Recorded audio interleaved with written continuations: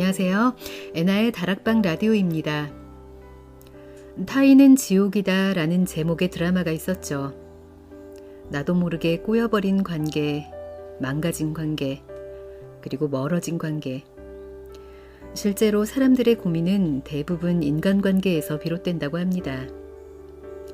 오늘 소개해드릴 책은 사람 때문에 매일매일 힘든 이들에게 전하는 인간관계 필독서, 관계 수업입니다. 이 책의 저자인 데이비드 번즈는 현재 스탠포드 대학교 의과대학 심리행동과학과 명예교수인데요. 인지행동치료의 최고 권위자이자 심리치료 전문가들이 가장 존경하는 정신의학자입니다. 그는 40년 넘게 불편한 인간관계로 고통받는 사람들을 상담하고 치료하면서 그 임상 결과를 바탕으로 여러 권의 책을 써왔고 이 책 관계 수업 역시 그 중에 한 권입니다. 이 책은 1장 왜 우리는 편하게 지내지 못할까? 2장 내 인간관계는 어디쯤 왔나? 3장 불편한 관계를 친밀한 관계로 만들기.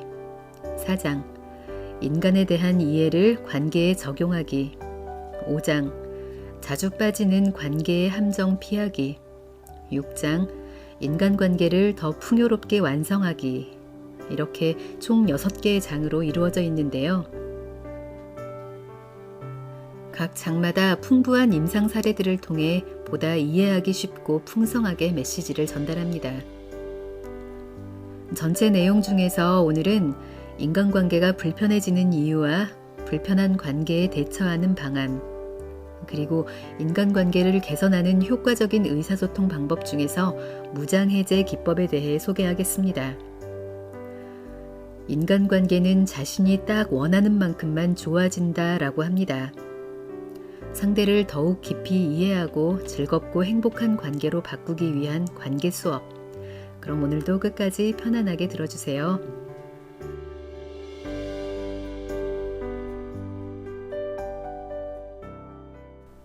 인간관계가 불편해지는 이유. 누구나 우정과 보람으로 가득 찬 인간관계를 맺고 싶어 한다. 그러나 현실에서는 정반대의 상황, 즉 적대감, 쓰라림, 불신에 빠지곤 한다. 왜 이런 일이 생길까? 왜 우리는 서로 편히 지내지 못할까? 이 질문에 관해 두 가지 상반된 이론이 있다. 첫째, 결핍 이론이다. 대부분의 전문가들이 이 이론을 지지한다. 이 이론에 따르면 우리가 서로 잘 지내지 못하는 이유는 관계 맺는 방법을 모르기 때문이다. 즉, 인간관계에서 생기는 문제를 해결하는 데 필요한 기술이 부족하기 때문에 우리가 싸운다는 것이다. 우리는 자라면서 읽기, 쓰기, 세마기를 배웠다. 그러나 인간관계에서 생기는 문제를 어떻게 푸는지, 어떻게 서로 소통하는지 가르쳐주는 수업은 전혀 받지 못했다. 다른 전문가들은 사실은 우리가 잘 지내려는 마음이 없기 때문에 잘 지내지 못한다고 말한다. 이것이 동기부여 이론이다. 달리 말하면 불편한 상대방과 좀 더 친밀해지려는 동기가 없기 때문에 우리가 싸운다는 것이다. 싸우고 나면 뭐라도 남기 때문에 우리는 적대감과 대립관계로 끝나고 만다. 싸우는 것이 차라리 일정한 반응을 불러오므로 결국 우리는 그 사람과 적대하고 갈등하는 관계에 빠지게 된다. 임상의나 연구자를 포함하여 대부분의 정신건강 전문가들은 결핍 이론을 지지한다. 사랑하는 법을 모르기 때문에 싸움을 벌이게 마련이라고 전문가들은 확신한다. 사랑을 절실히 원하면서도 정작 사랑을 키우는 기술이 부족하다는 것이다. 물론 어떤 요인이 인간관계 결핍을 유발하는지에 대해서는 전문가들마다 다르다. 가령 행동치료 전문가들은 의사소통이나 문제 해결 기술이 부족해서 문제가 생긴다고 믿는다. 누군가에게 비판을 받으면 귀담아 듣는 대신 방어적 태도를 보이는 이유도 그래서 그렇다는 것이다. 자신의 감정을 솔직하게 털어놓기보다는 입을 비죽거리며 상대를 무시하거나 잔소리를 퍼붓고 강제로 밀어붙여 제 길만 고집하기 일쑤인 것이다. 체계적 협상이나 문제 해결 기법을 사용하지 않기 때문에 긴장이 치솟는다는 풀이다. 한편 이 분야의 이론 중에서는 남성과 여성이 천성적으로 다르다는 점에서 인간관계 갈등의 원인을 찾기도 한다. 이 이론은 데보라 테넌이 쓴 책 남자를 화나게 하는 말, 여자를 토라지게 하는 말과 존 그레이가 쓴 책 화성에서 온 남자, 금성에서 온 여자 덕택에 유명해졌다. 두 저자들은 남성과 여성의 말이 근본적으로 다르기 때문에 서로 소통하지 못한다고 주장한다. 여성의 언어는 감정을 표현하는 데 주안점이 있는 반면에 남성의 언어는 문제 해결에 초점을 둔다는 것이다. 화가 났다고 아내가 말하면 남편은 아내를 괴롭히는 문제를 해결해 주겠다고 나서는 자동적 반응을 보인다. 남편의 뇌가 그런 쪽으로 작동하기 때문이다. 하지만 아내는 그저 남편이 귀를 기울여주며 자기의 감정을 인정해 주기를 원했을 뿐이다. 그래서 남편이 아내를 돕겠다고 나서는데도 아내는 더 화가 난다. 결국 두 사람의 소통은 속끓음과 오해로 끝나고 만다. 누구나 배우자나 그 밖의 불편한 상대자에 대해 이런 경험을 겪었을 것이다. 왜 우리는 은밀한 증오심을 품을까? 약간의 사고 실험을 해보자. 우리가 싫어하는 혹은 별로 사이가 좋지 않은 사람이 하나 있다. 마음속에 그 사람의 모습을 그린 후 왜 이 사람이 우리를 불편하게 만드는지 그 이유를 모두 떠올려 보자. 아마 도움이 필요했을 때 이 사람이 쌀쌀맞게 대해서 그랬을 수도 있다. 트집 잡고 완고하고 자기중심적이어서 그랬을지도 모른다. 혹시 등 뒤에서 험담을 늘어놓아서 그럴 수도 있다. 이렇게 마음에 담아놓은 사람이 있는가? 나는 있다. 대학 시절에 내가 싫어했던 사람 하나가 지금 내 마음에 떠오른다. 이제 지금 책상에 마술 단추가 있다고 하자. 이 단추를 누르면 우리 마음에 막 떠오른 이런 사람들과 다정하고 멋진 관계를 맺을 수 있다. 아무런 수고를 하지 않고 이런 변화를 가져올 수 있다. 그저 단추 하나만 누르면 될 뿐이다. 그러면 그토록 짜증스럽던 상대가 순식간에 절친한 친구가 된다. 이 단추를 누르실 텐가? 나는 친밀한 관계 만들기 훈련을 진행하면서 이렇게 단추를 누를 사람은 손을 들어보라고 한다. 키득거리는 사람은 많다. 그러나 손을 드는 사람은 거의 없다. 이것이 우리 대부분의 실상이다. 누군가와 관계가 불편해지는 이유는 그저 그 사람과 가까워지고 싶지 않아서일 경우가 종종 있다. 나도 이런 규칙의 예외는 아니다. 나도 단추를 누르고 싶지 않다. 아까 내 마음에 떠오른 그 대학 친구는 몇 년씩 나를 무시하는 행동을 했다.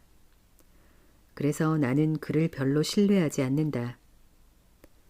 나는 그 친구와 가깝게 사귀기를 절대 원하지 않는다. 내가 정말로 바라는 바는 그 친구가 자기중심적이고 불성실한 사람임을 스스로 인정하는 것이다. 이런 말을 해주기는 어려웠다. 만일 그럴 수만 있었다면 나는 참으로 흐뭇했을 것이다. 내가 여기서 지적하려는 것은 아주 기본적인 것이다.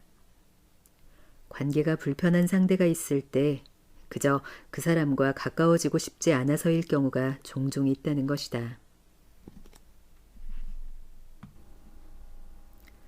친밀한 관계에는 대가가 따른다. 불편한 상대가 있다면 그 사람을 떠올리며 스스로 물어보자. 스스로 생각하기에 자신과 상대방 둘 중에 누가 더 욕을 먹어야 할까? 누가 더 못된 사람일까? 자기 자신일까 아니면 상대방일까? 이 책을 더 읽어나가기 전에 정말로 마음에서 우러나는 대답을 해보자. 여느 사람과 다르지 않은 분이라면 아마 상대방이 욕을 먹어야 한다고 굳게 믿을 것이다. 나는 내가 운영하는 친밀한 관계 만들기 훈련에서 이 질문을 던졌는데 참석자 중 90%가 상대방의 잘못이라는 쪽에 손을 들었다. 많은 사람들이 이렇게 느낀다고 해서 그리 놀랄 일이 아니다. 인간관계에서 문제가 생길 때 상대방을 비난할 그럴듯한 이유는 제법 많은 법이다. 다음에 나오는 남 탓하기의 손실 이득 분석표에서 이를 구체적으로 살펴보기로 한다. 관계가 불편한 한 사람을 떠올려보자. 그리고 이 사람의 잘못 때문이라고 했을 때 얻어지는 이득을 표의 왼편에 기입한다. 예를 들면 다음과 같다. 아마도 상대방이 못되게 행동하는 것이므로 자신은 떳떳하다고 자인할 수 있다. 진실은 내 편이다. 상대방을 얕볼 수 있다. 도덕적 우월감을 느낄 수 있다. 죄책감을 느낄 필요가 없고 자기한테도 문제가 있는지 따질 필요도 없다. 희생자 역할을 하며 자신을 가엾게 여겨줄 수 있다. 변화할 필요가 없다. 상대방에게 복수해도 된다. 그런 값을 치러 마땅하니까. 화를 터뜨려도 된다. 화가 자신에게 힘을 주니까. 죄책감이나 수치심을 느끼지 않아도 된다. 상대방이 얼마나 구제불능인지 뒷말을 퍼뜨리며 친구들에게 동정을 얻을 수 있다. 분명히 이 외에도 더 많은 이득을 찾아낼 수 있을 것이다. 이제 남 탓하기에 좋은 점을 다음 표의 왼쪽 칸에 모두 적어보자. 그냥 머릿속으로 떠올리기보다는 꼭 이 표 안에 써보길 권한다. 빈칸을 채웠으면 이번에는 남 탓하기가 가져올 손실을 생각해보자. 그래봤자 아무것도 달라지지 않았으니 속상하고 화만 난다. 상대방은 내게 부당한 취급을 당했다고 생각하며 모든 것이 이쪽 잘못이라고 주장할 것이다. 갈등이 더 악화되어 힘겹게 될 것이다. 상대방과 가까워질 수 없다. 정신적으로 혹은 정서적으로 성장할 수 없다. 투덜대기만 하는 모습을 반길 사람이 없다. 갈등에 대책 없이 허우적대므로 아무런 기쁨이나 친밀감을 누릴 수 없다. 이 외에도 분명히 여러 가지가 더 있을 것이다. 잠깐이라도 짬을 내서 위표의 오른쪽 칸에 남 탓하기의 나쁜 점을 적어보자. 남 탓하기의 좋은 점과 나쁜 점을 비교할 때 목록 작성 하나하나에 지나치게 집착하기보다는 전체적으로 어떤 느낌이 드는가에 주목하도록 한다. 자신이 적은 목록을 살펴보고 좋은 점과 나쁜 점 어느 쪽을 더 중요하게 느끼는지 스스로 생각해보면 된다. 어느 항목 수가 더 많은지가 꼭 중요한 것은 아니다. 나쁜 점 여러 가지보다 좋은 점 한 가지가 더 중요하게 여겨질 수도 있으며 그 반대의 경우도 있다. 이제 이 표의 두 원안에 양쪽 점수를 넣어보자. 어느 쪽이 더 크게 평가되어 나왔는가? 좋은 점에 더 큰 점수를 준 분들에게는 별로 달갑지 않을 소식이 있다. 즉, 이런 관계에 대해서는 아마도 도와드리기 어렵겠다는 것이다. 남 탓은 아주 강력한 저항 요소이므로 나도 돕기 어렵다. 남 탓은 핵폭탄에 비견할 만큼 강력해서 그 앞길을 방해하는 모든 것을 산산이 부숴버린다. 내가 알기로 자신이 겪는 인간관계 문제를 상대방 탓으로 돌리는 사람들을 도울 수 있는 강력한 기법은 아직까지 없다. 그러나 이런 분에게 이 책을 덮으라고 권하려는 것은 아니다. 다만 다른 관계, 즉 자신이 좀 더 중요하게 여기는 사람과의 관계에 집중하는 것이 낫겠다는 뜻이다. 좋은 점과 나쁜 점이 비슷하게 나왔을 경우도 마찬가지다. 상대방에게 책임의 절반을 지라고 요구하는 것은 아주 합리적이고 형평을 고려한 접근법처럼 들리지만 현실 세계에서도 잘 통하지 않는다.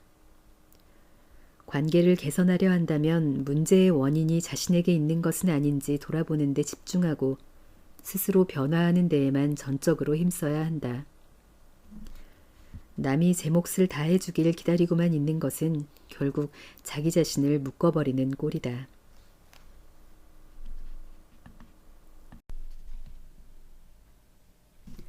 불편한 관계에 대처하는 3가지 대안. 불편한 관계에 있는 사람을 머릿속에 한 사람을 떠올려보자. 이 사람과 싸움이나 논쟁을 벌일 때 이런 광경이 벌어지지 않을까? 남편은 내가 하는 일마다 트집잡기 일수다. 아내는 화가 나면 입을 꾹 다물고는 아무 대꾸도 하지 않는다. 아들 녀석이 입이 뾰로통해져서 문을 쾅 닫아버리고는 아무렇지도 않다고 우긴다. 딸이 엄마 아빠는 나를 사랑하지 않아 라고 말한다. 부모 마음을 이렇게 몰라주다니. 툴툴거리고 불평만 늘어놓는 친구. 충고를 해도 귀담아 듣지를 않는다. 제일 어려운 고객. 아무리 설명을 해도 따지기만 한다. 위와 같은 인간관계는 정말로 괴롭기 짝이 없다. 남과 다투는 관계일 때 우리가 취할 대안은 3가지가 있다. 첫째, 현상 유지. 둘째, 관계 끊기. 셋째, 관계를 개선하기. 어떤 대안이 제일 마음에 드는가? 다음 단계로 나아가기 전에 먼저 이 물음에 대답해야 한다. 책장을 더 넘기기 전에 잠시 생각해보자. 1. 현상 유지. 믿거나 말거나 첫 번째 대안, 즉 현상 유지가 가장 많이 선택된다. 대부분의 사람들은 불편한 관계에 빠져 있으면서도 아무 해결책을 도모할 의지를 보이지 않는다. 자신이 무엇을 원하는지 알지 못해서 잠시 시간이나 벌어두려는 것일 수도 있다. 가령 결혼 생활이 순탄치 않지만 이혼은 끔찍하고 무섭고 수치스러워서 관계를 개선할 마음이 내키지 않는 경우가 그러하다. 그동안 노력을 하긴 했지만 아무것도 나아진 것이 없다면서 배우자가 구제불능이라고 결론을 내려버렸기 때문일 수도 있다. 아니면 왜 자기만 온갖 노력을 다 해야 하는지 불공평하다고 느껴서 그러할 수도 있다. 혹은 현재 상태를 참는 것보다 관계를 끊는 것이 더 비용을 소모한다고 생각하고 나쁜 부부관계라도 그런 관계가 전혀 없는 것보다는 낫다고 자신에게 주입할 수도 있다. 그리하여 무리를 걷는 것처럼 위태로운 상태를 그대로 견디기로 마음먹고는 앞으로 무슨 일이 일어날지 지켜나 보자는 심정이다. 2. 관계 끊기. 관계 끊기, 즉 2번째 대안도 많은 사람들이 선택한다. 모든 사람과 좋은 관계를 유지하도록 노력해야 한다는 규범이 없기는 하다. 나도 특별히 좋아하거나 믿지 않는 사람이 몇은 있고 이들과 가까이 지낼 마음이 들지 않는다. 누가 내게 데이비드, 관계를 개선하려면 이러저러한 일을 하면 되네 라고 말한다고 했을 때 나도 전혀 흥미가 없다고 대답할 수도 있다. 어떤 종류의 사람들과는 가깝고 애정 있는 관계를 맺으려 애쓰는 것이 큰 잘못일 수 있다. 폭력을 휘두는 사람, 무례한 사람, 알코올 중독자, 마약 중독자, 지독한 자기중심주의자, 정신병자가 그런 사람들이다. 3. 관계 개선하기. 3번째 대안, 즉 관계 개선하기를 선택한 분이 있다면 나는 이분과 함께 노력할 생각에 벌써부터 설렌다. 다만 우선 한 가지 질문을 새로 던지려 한다. 어떻게 관계를 개선할 것인가? 이에 대한 대답은 대략 다음과 같을 것이다. 상대방이 변하기를 기다린다. 불편한 상대방을 변화시키려 노력한다. 자기 자신을 변화시키는 일에 집중한다. 많은 사람들은 상대방이 변화하기를 내내 기다린다. 이 방안을 선택한 사람이라면 제법 오래 기다려야 할 것이다. 배우며 원숙해질 능력은 누구에게나 있지만 따뜻하고 개방적인 사람으로 변화하기까지는 하세월일 수 있다. 그런 일이 영원히 일어나지 않을 수도 있다. 누군가 변화하기를 기다린다는 것은 본질적으로는 현상 유지를 선택한 것과 다를 바 없다. 많은 사람들이 좌절하는 것도 바로 이 때문이다. 또 바로 그래서 상대방을 변화시키려 한다. 가령 남편이 마음을 꼭 닫고 감정을 표현하지도 않을 때 아내는 남자들도 감정이 있다고 말하며 사랑하는 사이라면 서로 대화를 나누는 것이 중요하지 않느냐고 지적을 한다. 혹은 직장 동료가 입만 열면 비판을 해올 때 우리는 그 사람의 말 중에 잘못된 점을 꼭 짚어내서 자기 생각을 설명하려 애를 쓴다. 그렇게 하면 상대방이 자기 생각을 잘 이해해 줄 것이라고 기대하면서 말이다. 또 우울증을 앓는 친구가 매사에 불평을 늘어놓고 사사건건 부정적인 태도를 보여줄 경우 매사를 긍정적으로 보고 힘을 내자며 격려해 주기도 한다. 혹은 마이동풍인 아내에게 넌더리가 난 끝에 내 생각 내 감정도 그만큼 중요해 라고 힘주어 말하는 남편도 있다. 자기를 이용해 먹는 친구에게 앞으로는 그렇게 자기중심적인 행동을 가만 놔두지 않겠다고 못 박는 사람도 있다. 이런 전략이 과연 얼마나 효과가 있을까? 답은 아마 분명할 것이다. 불편한 관계에 있는 상대방을 변화시키겠다고 나설 경우 상대방은 그 자리에 못 박힌 듯 오히려 저항하기 마련이다. 인간 본성이 바로 이러하다. 심지어 상대방을 변화시키려는 노력이 오히려 상대방을 현재 상태 그대로 유지하도록 압박하는 것일 수도 있다. 따라서 상대방을 변화시키겠다는 노력은 결국 현상 유지를 선택하는 것과 다를 바 없다. 사랑과 만족을 주는 관계를 만들어 나가려면 근본적으로 다른 방식으로 문제에 접근해야 한다. 즉, 자기 자신을 변화시키는 데에만 초점을 맞추어야 한다. 이러기 위해서는 용기가 필요하다. 이 접근법은 고통스럽겠지만 놀라운 결과를 가져다 준다. 효과적인 의사소통 비결.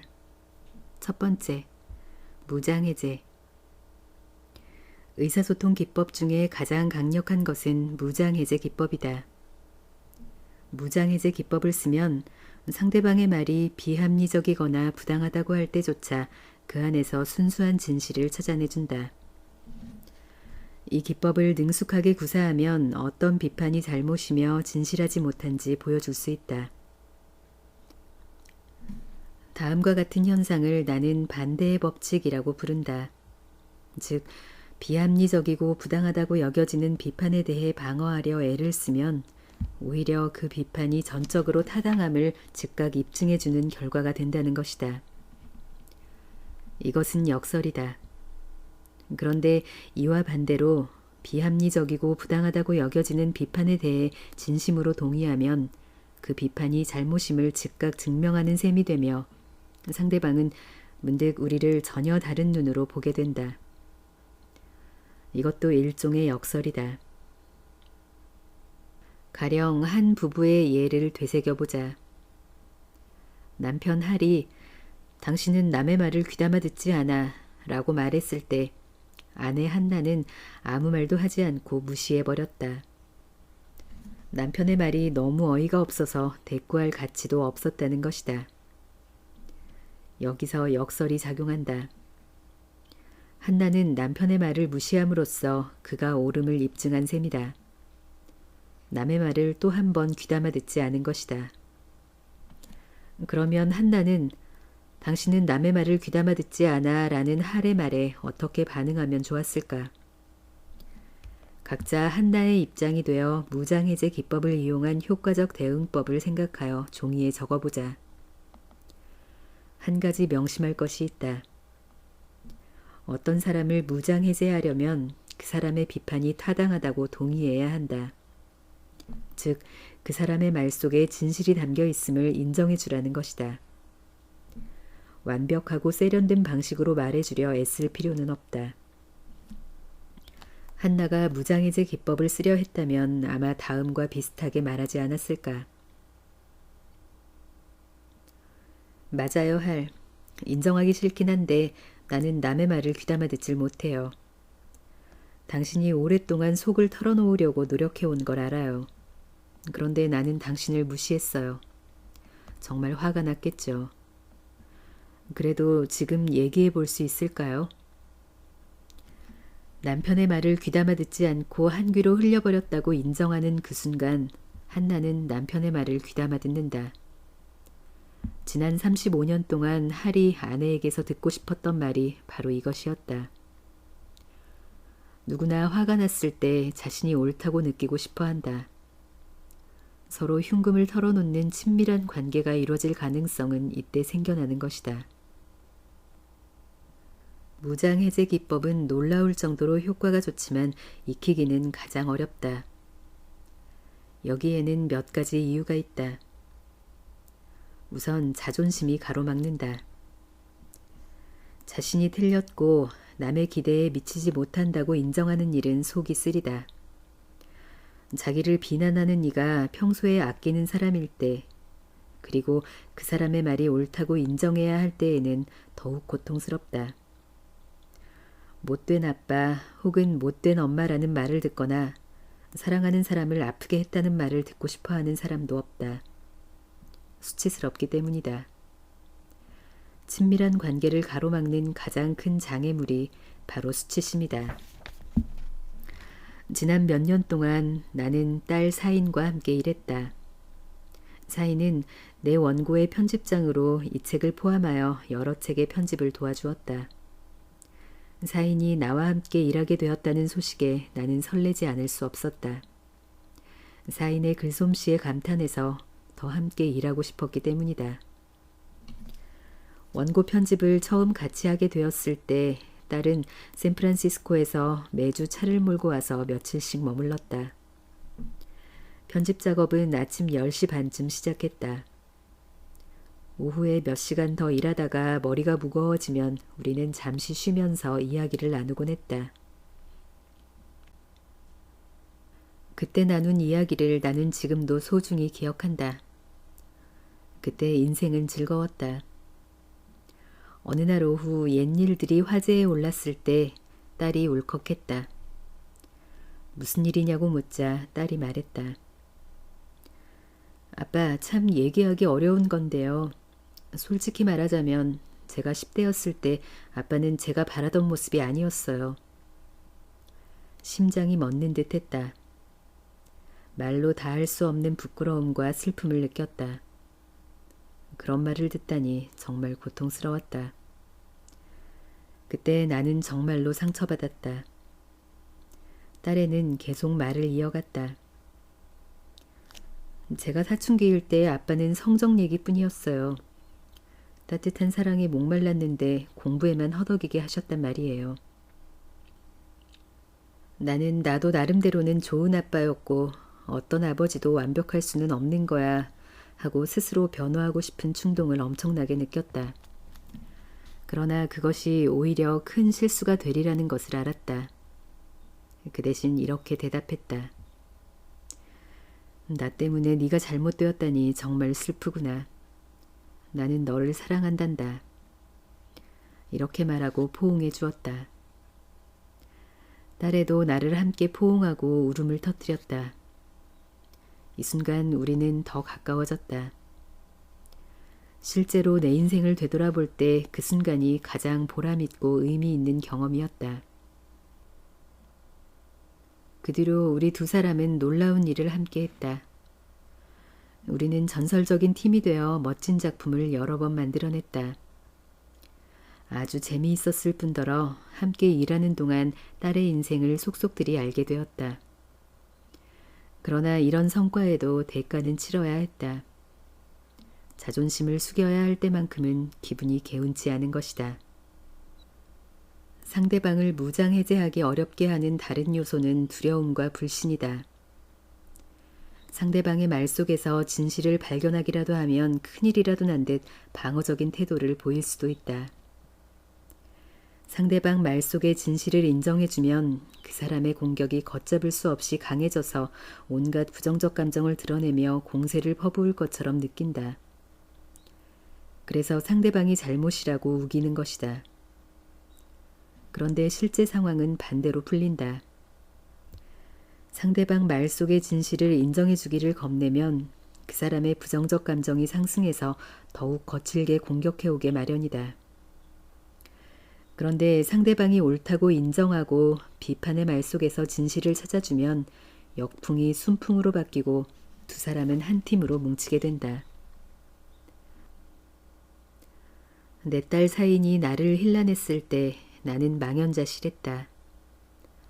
딸아이가 한창 자랄 때 도움이 되지 못했다고 인정하는 것이 부끄러웠기 때문이다. 그런 사실을 시인하면 끔찍한 일이 일어날 것처럼 생각됐다. 혹시 딸아이의 애정이 식는 건 아닐까? 그렇지만 내가 딸아이의 말이 옳다고 인정하며 내 감정을 그대로 드러내자 우리는 그 이전보다 더욱 가까워졌다. 그리고 이 경험을 통해 부녀관계가 한층 돈독해졌다. 이 책에 나온 어떤 기법이나 개념보다 더 크게 내 인생을 바꾼 것이 무장해제 기법이다. 나는 이 기법을 매일 사용하는데 실망스러운 결과는 거의 생기지 않는다. 다만 이 기법은 익히기가 매우 힘들다. 마음속에서 이런 목소리가 속삭이기 때문이다. 그 사람 말이 옳다고 해주면 안 되는 거였어. 그 사람 말에는 옳은 구석이 전혀 없잖아. 내가 옳고 그 사람이 틀렸어. 이 목소리에 귀를 기울여 자기를 방어하려는 충동에 굴복하면 상대방과 갈등에 빠질 수밖에 없다. 남에게 비난을 들을 때 나는 그 사람이 내게 뭔가 중요한 것을 말하는 것이라고, 어떤 점에서는 그 사람의 말이 항상 옳다고 다짐하려 애쓴다. 내 직업이 다른 사람의 말에 귀를 기울이는 일이므로 나는 상대방의 말 중에서 뒤틀렸거나 부당한 부분에 골몰하는 대신 타당한 내용을 가려들을 수 있다. 이 방법에 익숙해지면 누구나 다른 사람과의 관계에서 기적을 이뤄낼 수 있다. 그런데 우리는 상대의 비판이 정말로 진실이라는 점을 볼 수 있어야 할 뿐 아니라 그 진실을 우호적이며 겸손하며 존경하는 태도로 인정해야 한다. 어떤 비판이든 항상 굉장한 진실을 담고 있다는 것이 내 믿음이다. 그러나 상대방의 말에서 진실을 찾지 못하거나 상처와 분노가 너무 커서 그 진실을 인정해주지 못한다면 무장해제 기법을 이용한다고 해도 바람직한 결과는 얻을 수 없다. 얼마 전 나는 젤이라는 분에게서 이런 말을 들었다. 아내가 나더러 고집쟁이라고 하는데 도저히 거기에 동의를 못 해주겠어요. 쓰레기 같은 말이잖아요. 그런데 자기가 고집쟁이가 아니라고 말하는 제리의 태도가 바로 고집쟁이 같았다. 이것은 반대의 법칙을 보여주는 좋은 예다. 즉, 상대방이 틀렸다고 주장한다면 오히려 그것이 상대방이 옳다고 증명해주는 것이나 마찬가지다. 이와 반대로 상대의 비판에 고개를 끄덕여준다면 오히려 상대방이 틀렸음이 입증되는 셈이고 상대방은 갑자기 우리를 전혀 다른 시각으로 보게 될 것이다. 그렇지만 이렇게 행동하는 것은 어려운 일이다. 상황을 보는 우리의 시각이 마음을 흐리게 만들어서 상대의 말에 동의할 구석이 한치도 없다고 생각하기 때문이다.